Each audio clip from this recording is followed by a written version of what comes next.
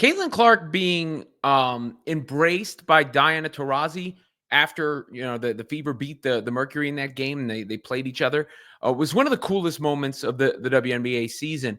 And really, Taurasi said some glowing things about Clark after the game. Why did that matter? Because she made the whole reality is coming comments, and she was also and is also maybe the biggest figure in the history of the sport, certainly in that conversation, right?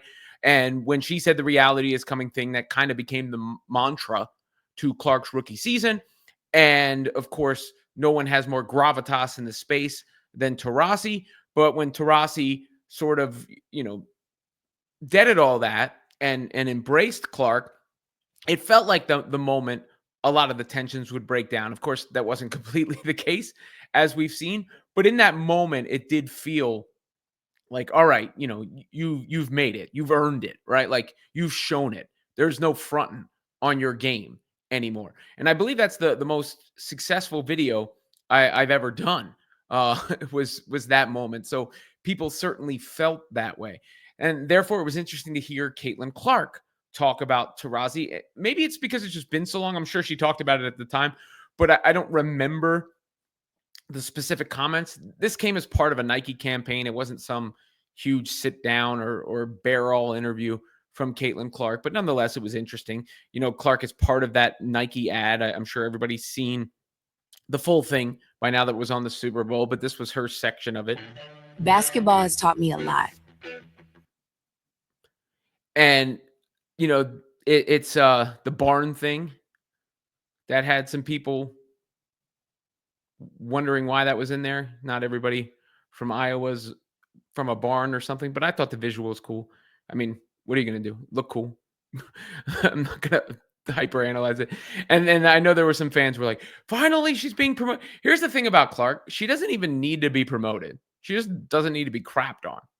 The problem is when she's crapped on. Anything is promotion of her. She can appear anywhere and it blows up. I guarantee you the views for that commercial are their highest from the series, or the cut up pieces from the commercial. I have no doubt in my mind.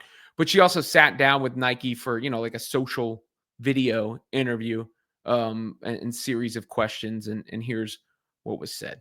You got to match up against other Nike hoopers. Do you have a favorite matchup? You're going to get me in trouble.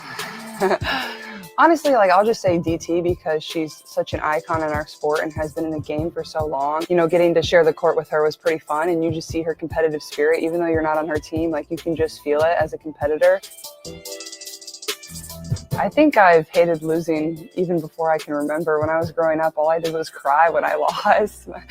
But it upset my parents a lot. My dad was my first coach, so he had to deal with me crying. So the more I won, the less crying there was.